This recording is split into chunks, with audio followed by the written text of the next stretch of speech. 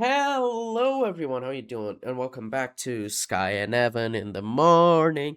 And today we're going to be talking about, well, arguably the two greatest films of all time and their sequel, um, The Godfather, which was Evan's recommendation. Which I had seen the first Godfather before.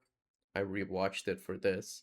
I also watched two, and I did watch three. I watched the really new Coda cut, which you know Coppola says is like Oh, the definitive version of the film that is what he wanted it to be. Instead of like what a lot of people saw as a very disappointing film back when it was released. So we'll definitely get into it as we talk about it, but it's very interesting. yeah. I didn't watch the third. I will one day for sure. I want to check it out, but I didn't end up watching it for this. Like I said, the only two I that were on the assignment for me were one and two because I'd seen the first like you. But yeah, I'm curious what you think of that movie for sure, but we'll get into that a little bit down the line.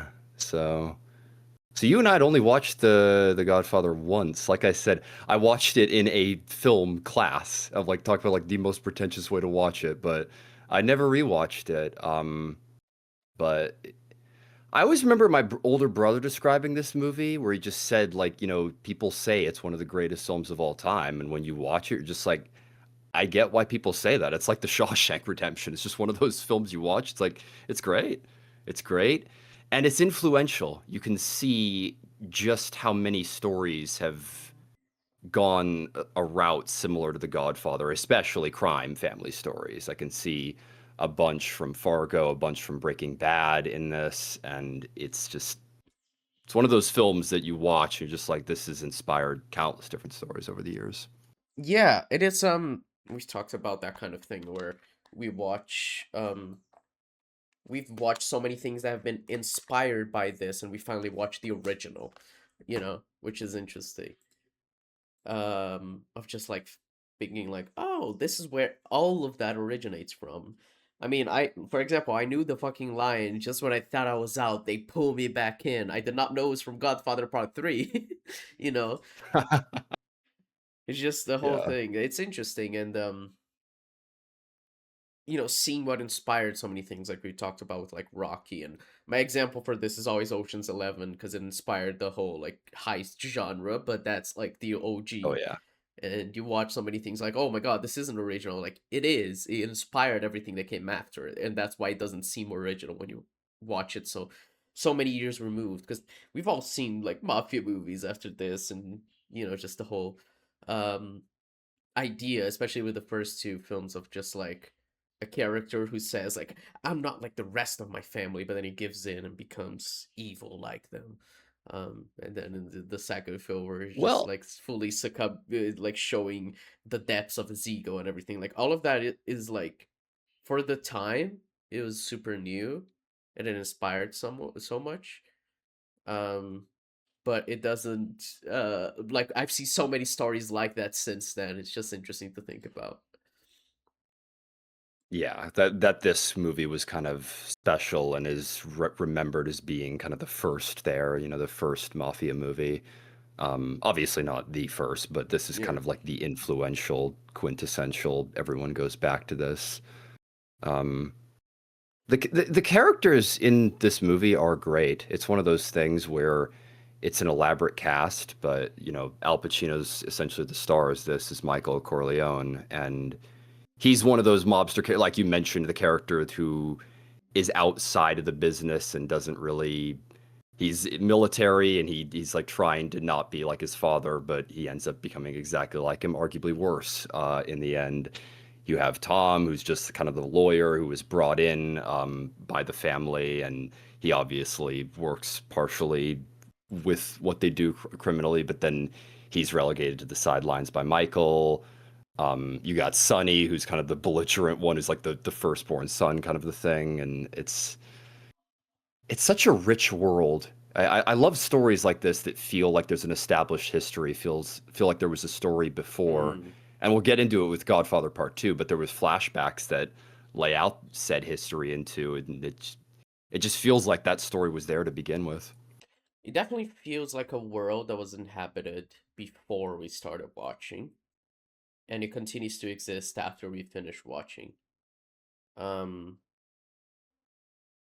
it's interesting the whole idea of all these families and everything. And I mean, it is obviously inspired by real things. I am my girlfriend is Italian, and she's always talking about like the way movies portray mafia and how it romanticizes it a little and how it frustrates her.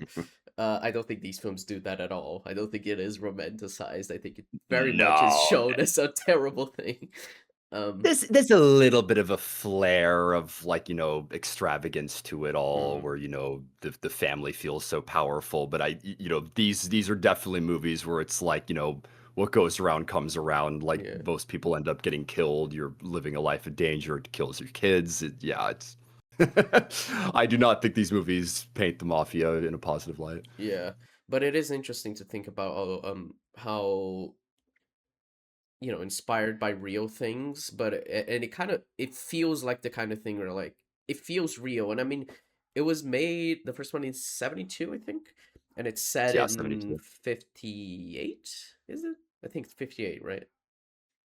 I believe so. The 2 takes place mainly in the 50s, and 1 I'm not sure when the first movie starts. Actually, yeah, I think the second one is takes place in 58. I think the first one is like earlier Late maybe 40s? because I was just thinking maybe because Michael starts the film by just getting back from the war, right? So it must have been like mid 40s and then a few years because obviously he spends time in Sicily and everything. So must be late Yeah, 40s for the most of it. I think that's the case, so Yeah. Um Regardless, um it's interesting because it's like a 70s film with like a 40s 50s period piece. Whereas if we were to make like a 40s period piece now, it would be like super different because our perception of that time and everything. So it feels like a very much a product of its time in a good way of like being closer to the time where that happened, and feeling more real and tangible. Because one thing I kept thinking about as I was watching these films is just like, I wonder if you could tell a mafia story like this nowadays. Because like obviously the mafia still exists in yeah. South The the south of Italy Sopranos, that especially. Oh, sorry. I don't know how much that's I don't know if that's, mafia or if that's just kind of a New York thing, but The Sopranos is along those lines, right? I mean, I know that obviously takes a page out of The Godfather. Mm, I haven't seen The Sopranos yet, though, I want I to. haven't seen it either, so I'm not sure. But Hmm. I just wonder because of the whole like, 'cause, like for example, when he finds out that his father was shot in the street, Michael, in the first film, it's like Yeah. he's walking around with Kay, Okay. and she just looks at a newspaper stand, or just like that's not how it would go nowadays, right? It would be called or Yeah, it'd be on your something. phone, like Twitter. Yeah, yeah. I was just thinking like Um, maybe kind of like Succession maybe, or just like Kendall Roy finding shit well out on Twitter or something. I don't know. It's interesting. Well, hilariously enough, that was another one that I felt watching this movie again, like that there was somewhat of an inspiration, especially with how Vito works as a character in the first movie. It's one of Mm, those things, it's called Succession. It's all about Logan's death, like, looming in the series, and this is kind of works the same. And he's got a similar relationship with his kids where all of them are very different from each other and yeah. they're all kind of their own separate disasters. Succession I is mean, obviously more about like the media landscape rather yeah. than crime, but a I mean, it story, is similar something just in like the that I could sense see. it Yeah. is basically, and I mean, yeah, it's basically just like the way they show these billionaires are basically like the mafia anyway. Um, Yeah, in a way, like above the law and like, yeah, just doing all the like living in these extravagant houses, it is a relatively yeah, similar setup in a way. yeah. There aren't like hits on in Succession, but it's almost like that. But now that you say that, it did remind me that Fredo has the same thing as shit. What's the name of the oldest Roy? Forgot his name. Kendall?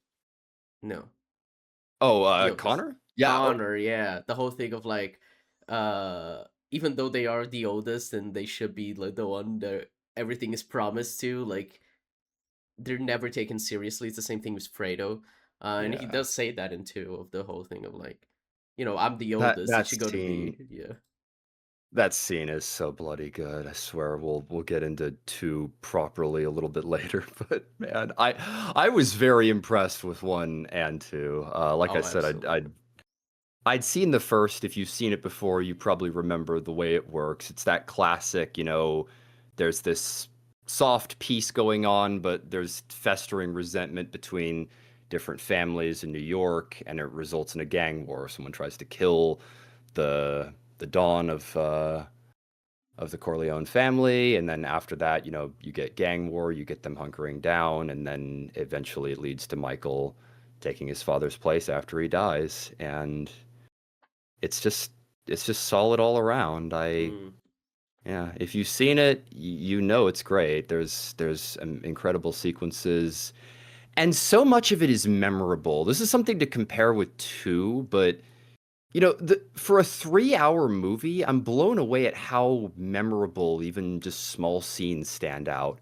It's it's a very distinct movie with, I mean, the horse's head in the bed the is like bed. an iconic moment. Everyone remembers that. That's an early part which could have been forgotten, but they just they make the most of every scene in this movie. Yeah. I felt that way with two mostly because like every scene that came out, I was like, oh my god, that was such a good scene. You know, like how like sometimes you watch a movie, and especially because it's such a long movie, I often would like pause, go to the bathroom, and everything. So I was just like, okay, I'm gonna pay attention fully to this scene, and then maybe I'll go grab some water, or maybe I'll go do something else because it's a 3 hour, 22 minute film. So I have the Yeah, I benefit of laughed. being able to pause.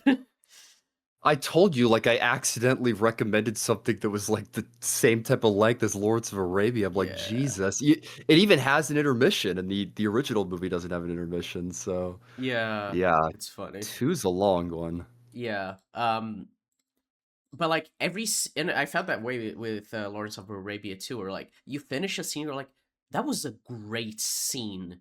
Like from start to end, if I only watched that scene without watching the rest of the film, I would still be like amazed at how good it is.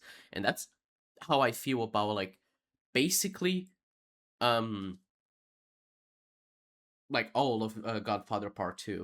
I mean the first one as well, but like Part II, I was like every scene, I'm like, damn, that was a good scene, just like reflecting on what just happened. So it's interesting. Like the whole film feels so like every scene is Wha- well constructed, and it's part of what I love. And we'll get into it when I talk about three as well. But three is also a very interesting film in terms of what it deals with Michael's psyche. And I think the most interesting part of two is just seeing how far Michael is going down just because of his ego.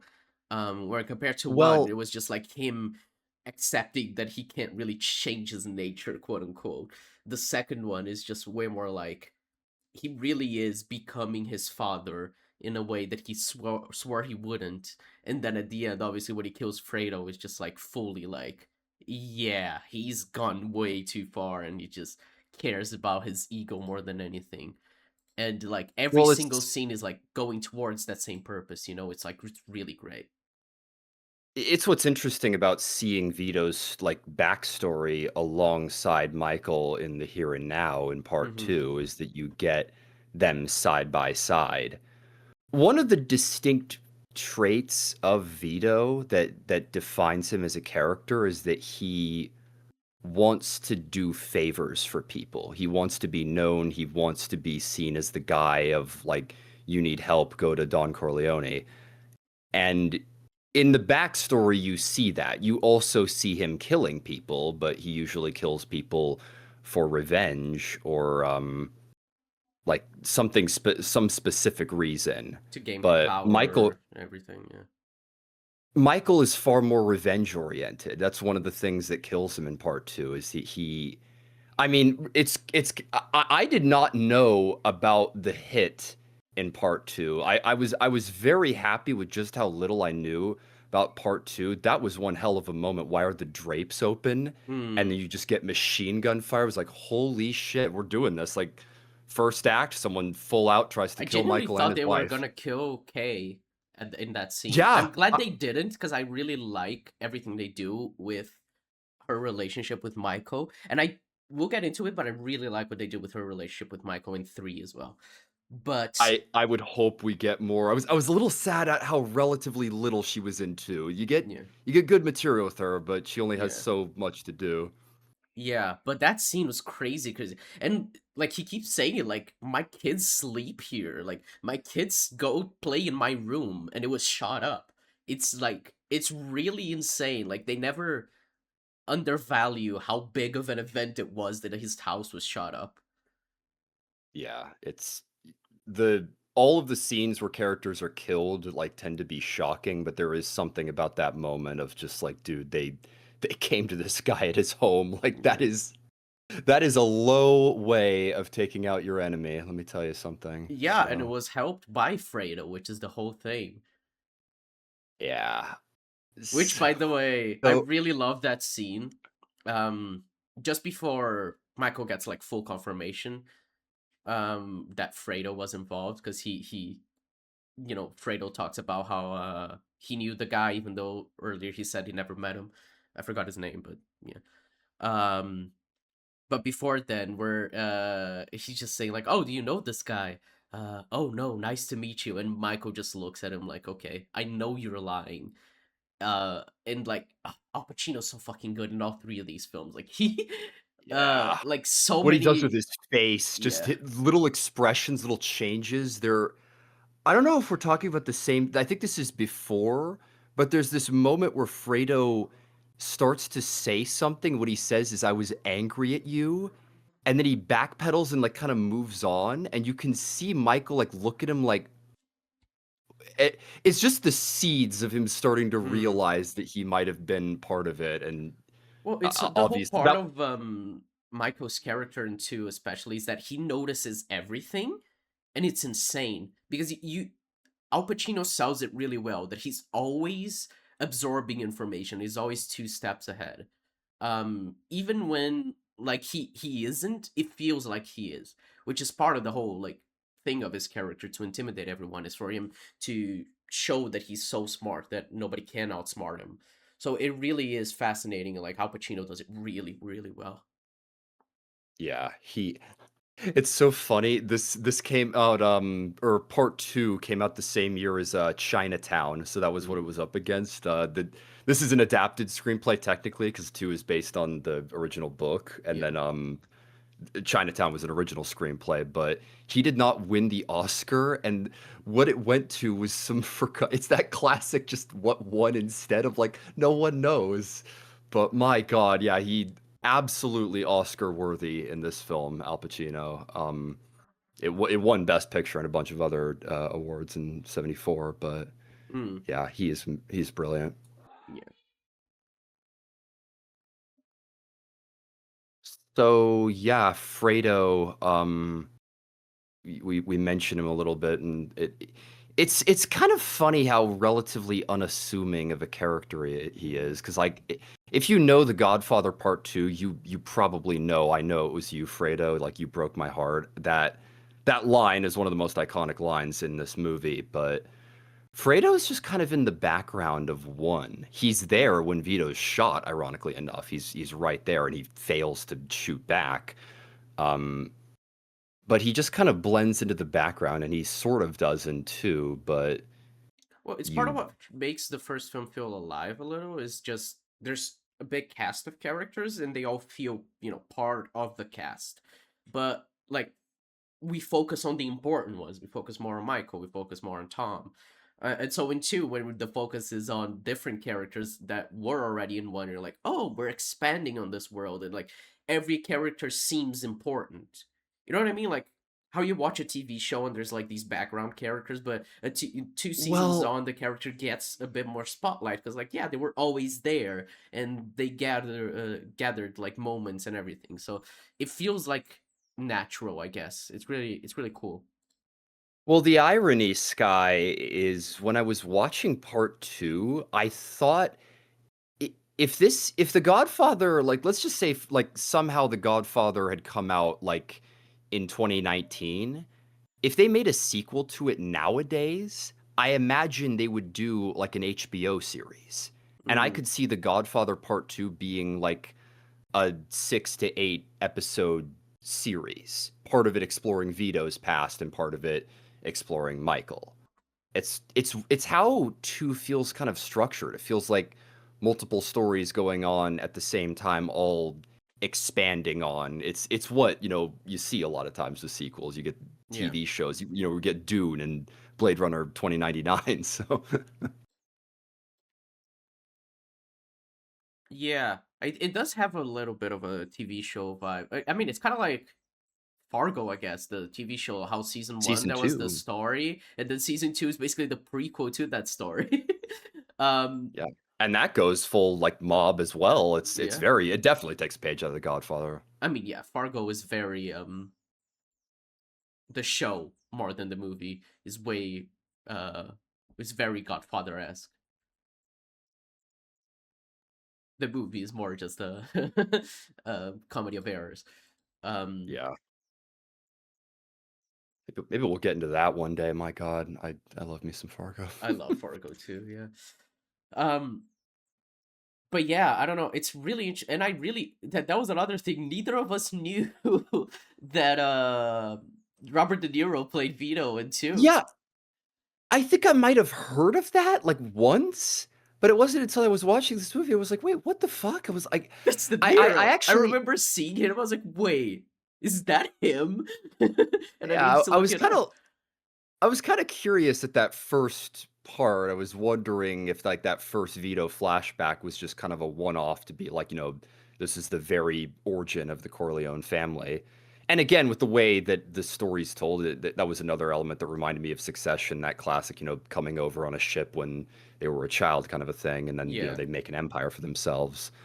Um, but no, you get flashed a little bit forward, and it's De Niro as Vito. He does pretty damn well, yeah, it's hard to do.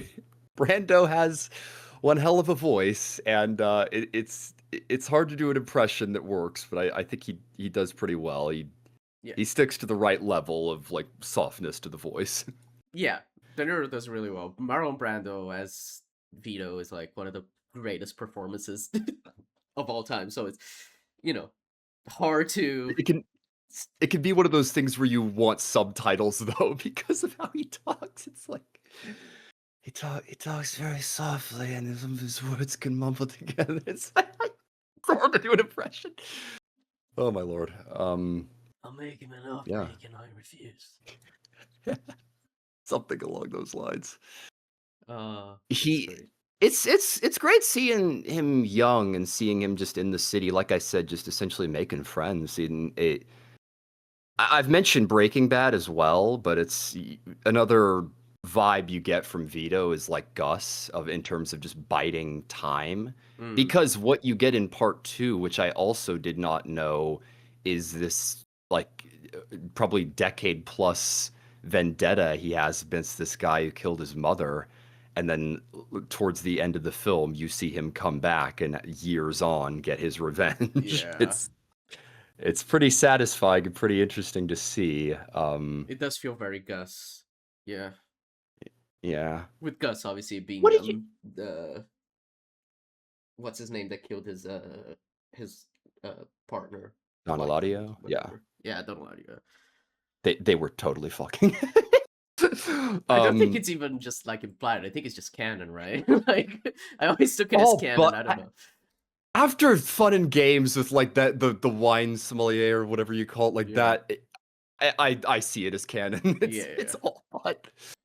Um what did you think about how the flashbacks tied in? Because I will say, like I said, I feel like TV shows pacing might have benefited a story like this. But I did wonder if the Vito flashbacks were necessary. Like, I actually wonder what the movie would look like if you cut them out altogether. It sounds extreme, but the movie's like three hours plus long, and rather than just being about Michael, it's also trying to tell Vito's backstory at the same time. And I wasn't 100% sure what I thought of that because I did feel like two has scenes play out a little bit longer, takes more of its time. Like, what'd you think of that? Um, I thought it was nice. I liked the flashbacks because a lot of the time it felt like we had these big moments in the story and we needed a bit of a break to process them. So we spent a little time with Vito, um, and while we process what's been happening with Michael, all the intricacies of the plot. So I like that, and I also like just seeing Vito like making his way into the world, like fighting his way up, compared to like Michael like trying to keep his spot, like you know what I mean? Like, Clinging to power rather yeah, than accruing it. Yeah. yeah, because like Michael never had to fight his way up. He was handed it because he was Vito's son. So it's a very interesting comparison. And it kind of makes Michael seem a little bit more less sympathetic, I guess, because he just feels less like he's doing it because he's old, because he had to face so much hardship. It's just because like no, he wants to keep that power because he's like very egotistical, which is like the biggest character trait for him in the second film is his ego. So I don't know. I really Maybe liked it. I that thought it was a cool what's the name? Contrast. Yeah, maybe that is the point, is that it's meant to invite direct comparison. Yeah, So that's how I felt yeah, anyway. the length was I would it's hard to explain, but like like I said, that first movie is just under 3 hours. This movie isn't that much longer than part one, but it feels longer, at least to me. It feels more drawn out, and watching it, I feel the runtime more. Um, I'd be curious upon a rewatch. Maybe even would have felt that way about one the first time I saw it, Yeah. but I genuinely, um, it was weird. I felt like two passed by quicker than one. Like I was more really, engaged with the story. Yeah. I feel like one has a little bit more exciting of a story. There's more. Because I mean, obviously I you would have that agree it's whole more hit on exciting, Michael, right? but But I think the second film feels a little bit more cohesive, I guess. And I was more engaged with just like, ooh, I really like what they're doing with Michael. The first one is like the first one feels a little bit more plot oriented than character oriented. The second one feels completely just character study of Michael, yeah, I guess.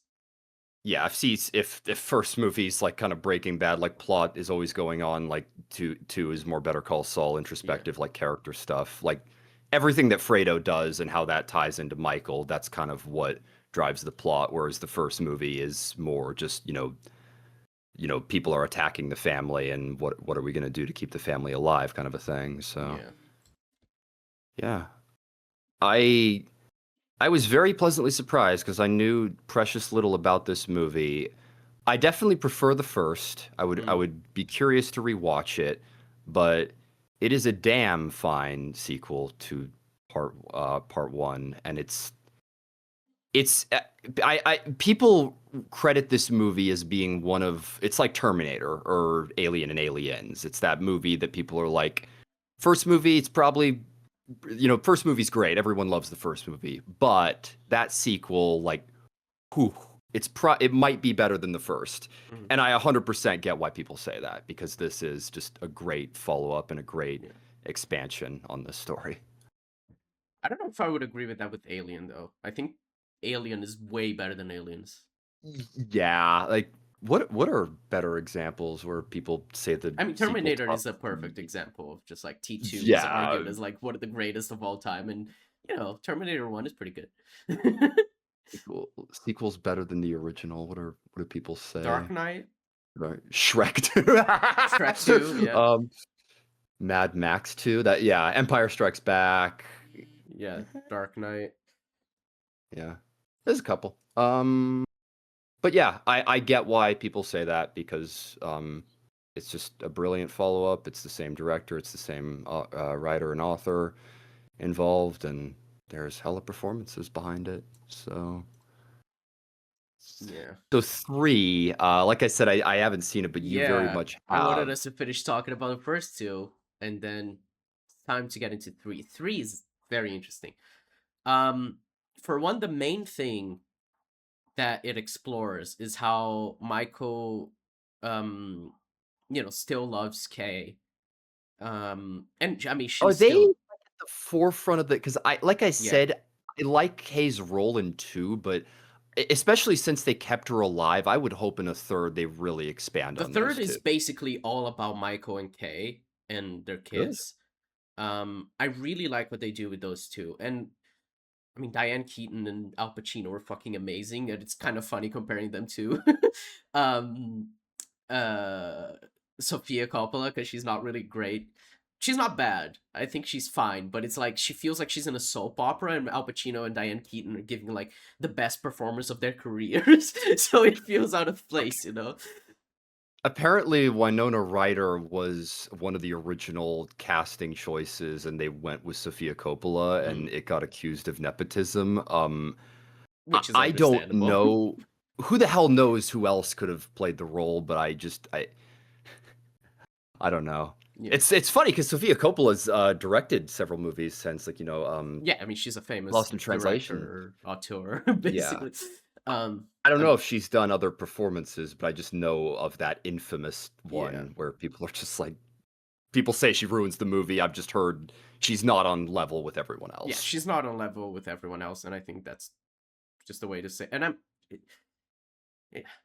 But it's interesting. I really do enjoy what the film does with Kay and Michael, because it's like Michael said in at the end of one, he said that to Kay. See, he said to Kay that in like 10 years or 5 years or whatever, like the Corleone business will be like fully legitimate. Yeah.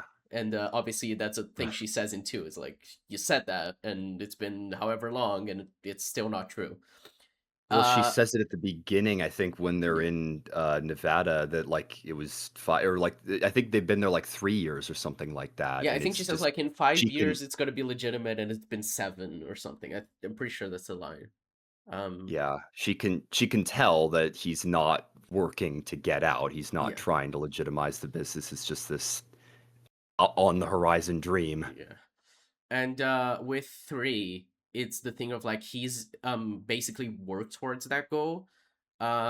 He's basically legitimized the business. And it's hilarious. The deal he's trying to make is to buy a company called Immobiliare, um, to which would make him like one of the richest people in the world, like a billionaire. And he's doing that by bribing the Vatican. So like the death I of the Pope and I've the heard of. conclave and everything is all part of the plot. It's really interesting. Yeah, apparently, like, that pope historically, like, was in the papacy for, like, a week and then died, and, Yeah. like, there's conspiracy theories around his death, and apparently that's, like, canonical, like, they explain that in the movie. I Yeah, Is it the rivals silly? of That's Michael Corleone kill him so that he's a so that they're able to take the business off him. how Um does that work on paper? Like, how does that play out? Does it work, or is it's it basically like they weird? need the Pope's like signature to like give the company over to Michael because it needs to be approved. Um Why? By the Vatican? yeah, I think the Vatican has I like an really should. interest in the company itself. There's a whole thing. I don't know exactly the whole boardroom politics. It makes sense in the movie. I was just like going along with the plot. I was more interested in the character stuff. Um, I feel you. especially with like a long movie like this, it's hard to like fully get everything in the first watch. Um, but there's that, and then basically it's like he's trying to legitimize his business, but he is still associated with people who are part of the mafia. So basically, like, he left all his business in New York and everything in Nevada to like his mafia business to other people, and he just like keeps consulting with them and everything. And Kay is just like, no, I'm not gonna deal with you anymore. I'm just like, every time she sees Michael, it's because of their kids. They're just like, our kids wanted to see you, which is Sofia Coppola and uh I forgot the name of the actor, but it's Is his Anthony, the son? character. I was wondering about that. Like, He I'll try to dodge spoilers, but I was wondering if he was like dead or something like that. Because I'm no, like, his son is still alive. I know yeah, that he lost his son. Like, Kay got an abortion, but I'm like, he still does have a son. So yeah. I was Well, wondering it's why the people complained about Sofia Coppola when she might be more prominent of a character. yeah. Sofia Coppola's character is more prominent, but Tony still has a pretty important role to play because he it's just the same thing as Vito talked about in the first film of just like always needing lawyers and everything like that. So Michael wants Tony to finish law school, to become a lawyer, to help with the family business. Ah, But Tony does not want to do that because he knows that Michael ordered to kill Fredo. And so he just does not want to be part of, like, work with his father at all because of that. Which I think is a really interesting writing choice. Um, and what he wants to do is he wants to be an actor, a singer, or whatever. By the end of the film, he performs in like an opera. And it has one of those classic like opera characters plotting in the background as operatic music plays, like, and people dying yeah. and everything, which feels very like Mission Impossible kind of. Which I love. I love that whole sequence. It's great. Um, and then but yeah, and do you care about spoilers for part three? Sort of. Try to be vague. I wanna watch the movie for myself, Okay, okay, okay. but The basically the film, because it's called The Death of Michael Corleone. Um, yeah, they don't in Coda, they don't show his death, right? That's the idea is I don't know if they did in the original, but I'd heard that that was supposed to be like a thematic thing. They wanted it to be a thematic death, subtle. metaphorical death. Yeah, Yeah, like passing on kind of and I'd heard the whole idea with 3 is that it was supposed to feel like an epilogue. They yeah, wanted it to be called The Death of Michael Corleone because they didn't want it to be the Godfather Part 3. They didn't yeah, want it to be the third, like the trilogy capper. They wanted it to be the finishing touch, the final note yeah, kind of a thing. Almost like El Camino. yeah. Exactly, and that is how it feels. I mean, at least to me. But I really do like what they do with what is Michael Corleone's death. I think how they tie it in thematically, it works really well. It is just really weird how part of like the big like plot of the film relies on like incest. Oh my. Basically, Really? Michael's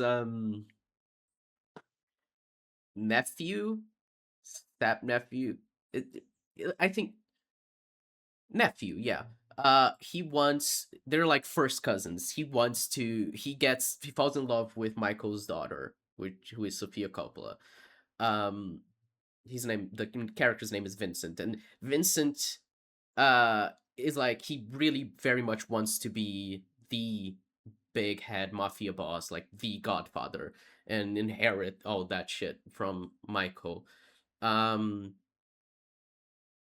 but he also falls in love with his first cousin, who is Michael's daughter. There's a whole thing of like, oh no, they shouldn't, because Fascinating. they're first cousins. Yeah, it was just a weird thing. I get what they were going for with that, and it works pretty well thematically. It's just odd. Um, but beyond that, there's also Now, just the whole. But like beyond that weirdness, I do think the story works really well.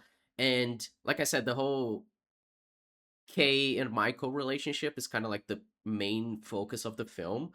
and it's fascinating because he keeps trying to win her back and he keeps trying to move on from like the illegitimacy of his business, but she keeps noticing how he can't ever let go of being the Godfather, you know. So it's a really interesting relationship dynamic that they explore. I really like Coda. I don't know how it is in the original cut, um, but I do think it adds a lot to the world and to Michael's character. I just think it suffers a bit from the weirdness of that whole incest plot, and the acting from Vincent and Sofia Coppola are not nearly as good as, you know, fucking Al Pacino and Diane Keaton, who were fantastic. But it's basically like a whole film exploring how everyone around Michael is dealing with and accepting the idea that he killed his own brother. And everyone's different reactions. Mm. There's Connie, right? Who's his sister.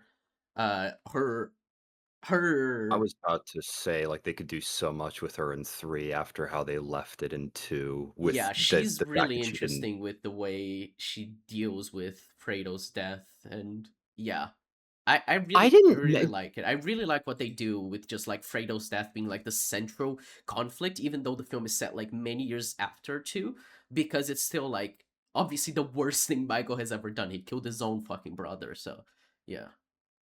forgot to mention that with, 1, but I something thematically that I love about the story of The Godfather is, Connie's wedding being what starts it all off. Mm, There's this big wedding that Vito's involved with, and it's supposed to be this day of celebration, but in the background, deals are being made, and then that leads to her getting abused, and then that results in Sonny's death, and then there's this sense of like what should have been this fairy tale ending for that character rotting as the family is also at war, and that trickles into this movie because he lies to her at the end of that, and he lies mm-hmm. to Kay.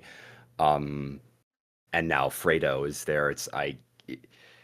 Oh, it works so well for Michael as a character, and It I does. love that, and I think Connie, she's similar to Kay, where she's in relatively little of the first two movies, but I if she gets good material in 3, then Yeah. that's awesome because she's a great part of this world. Yeah, no, I really love it. What what is the lie at the end of one? She said she didn't kill. He said he didn't kill her husband. Oh yeah, yeah, yeah, Connie's husband. Yeah, Yeah, you're right. You're right. Oh yeah, Connie yeah, is such an interesting character. Yeah, yes. I So really like what they do with 3, 3. I would see, because obviously, you know, our question is often, would you recommend it? And it's like, yeah, we would recommend Godfather Part 1 and 2. Yes, that is not a hot take, I think. yeah. Um, It's ironic. I really should have watched 3 because that's exactly the thing. Everyone knows you recommend 1 or 2, but 3 is absolutely the black sheep of the yeah, franchise. So it's. Would you recommend it? I would. I would definitely recommend it. I think it explores some really interesting stuff, and I think in terms of like all three films, it might be Al Pacino's best performance. I think he deals with so much in the third film that is like fascinating. I mean, he's phenomenal in all three films, but I really like seeing him like a bit older and trying to deal with the consequences of his actions and just struggling with his own love um for Kay and how much he hurt her and how much he still cares about his ego at the same time as he just wants to live a normal life, but he's not able to. Like, there's so much complexity to his character that I think Al Pacino pulls off great.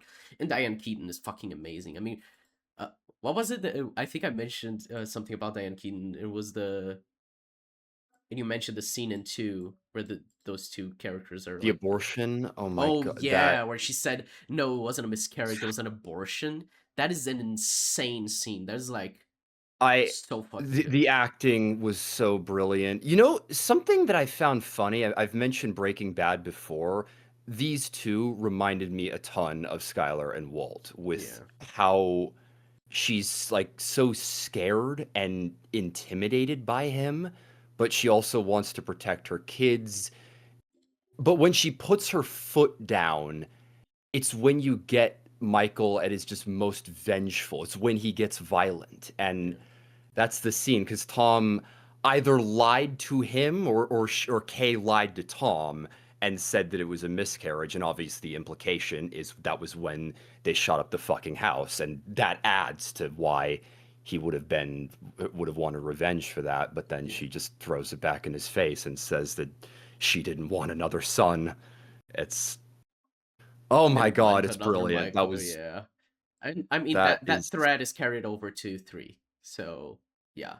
It's part of what I really like oh, about 3. It's just that whole thing is very much explored and I need to see it. Yeah. yeah.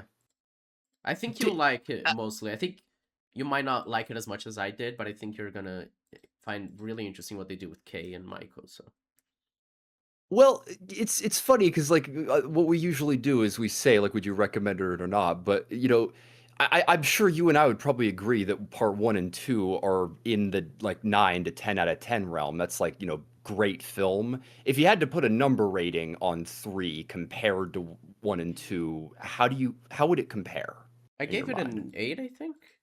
Um, Damn, pretty high praise still. it's So like I think the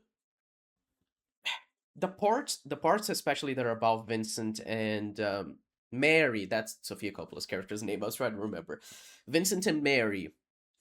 It feels really weird and soap opera-ish that I really don't love. It fits the story thematically, but it feels kind of like not nearly as good as the rest of the film, and I think it pulls it back. But the highs of this film are really good, and I really love just Kay and Michael's relationship being the forefront of it. Um, so I don't know. I maybe 8 is a little high, but I don't think the Mary and Vincent stuff is bad enough to like detract from it anymore. But if you were to watch it, I would expect you to give it like a 6 out of 10. That's what I expect. So you tend to be on the more generous sides of the rating than I do, yeah, which is fine. It's why we do the recommendation thing because you and I are all over the place with I number mean, yeah, number ratings. ratings are a whole like Yeah, other number thing. ratings are bullshit. It should be Yeah, merged for us. Yeah, okay. Watch The Godfather if you have not. That's our hot take, and apparently that's Coda's pretty good. I yeah, will definitely watch that probably this year. So I'm very curious to check it out and finish off the trilogy. absolutely. All right. Well, Evan, it's time for me to Your recommend turn. something. Yeah. Okay.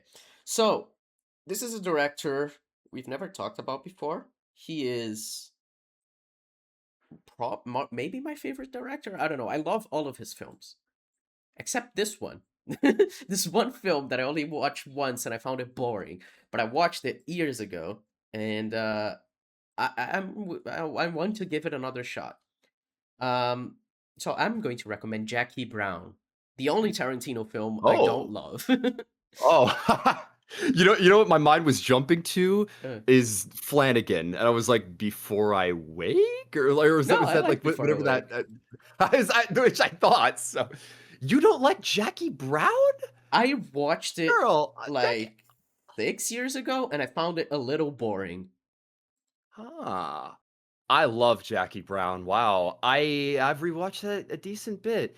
Thing about Jackie Brown is that it's way slower paced than Tarantino usually does. A lot Yeah. less happening, a lot more dialogue. Low key, I think that might actually be my favorite soundtrack from Mm, Tarantino. I've listened to so many of the songs; they're great. So, nice. Yeah, hey, it's the Jackie only Brown, Tarantino wow. film I ever watched and was like, I don't know. I found it a little boring, but it's also the thing. I watched it when I was like 17 and back when I was stupid. And so I'm just curious to think about how much I'm gonna like it in retrospect, giving it another chance as a more mature person. And obviously Tarantino, I love all of his films. So it'll That's be funny, interesting. actually, that we still have never talked about him Yeah. because you and I both love Tarantino. He's a popular director, of course, but Yeah. yeah, finally, good to talk about him. Yeah. So yeah, Jackie Brown. Looking forward to it. Let's go. Mm, all right. Well, folks, thank you very much for watching. Um, but it might surprise you that Like, two comment, things that, subscribe. yeah, it might have surprised you that we like The Godfather. I know that's like hard to accept, but we do enjoy The Godfather. And yeah, like, comment, subscribe. I made a new video about Obsession and Backrooms, which is out on my main channel. So if you want to check that out, go watch it. Um, and yeah, I think that's it.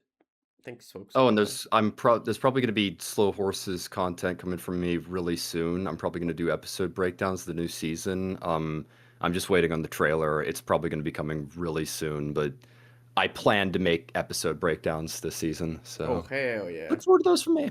Yeah, I'm excited for the new Slow Horses season. All right. Fingers crossed. Yeah.